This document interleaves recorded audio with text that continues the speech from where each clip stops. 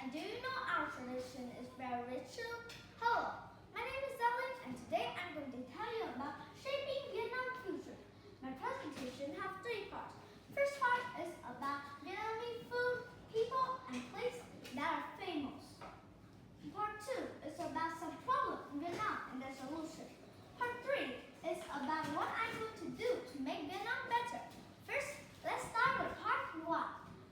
Food, people, and places that are famous in Vietnam.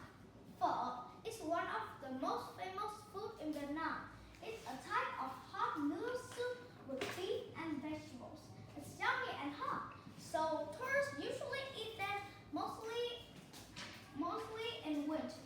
Now, I'm going to tell you about Bác Hồ, one of the most famous people in Vietnam, and he's also the first president in Vietnam too. He is brave, smart, and he loves Vietnam. And do you know what? He cares about Vietnam more than about himself. Now, finally, I'm going to tell you about a famous place in Hanoi.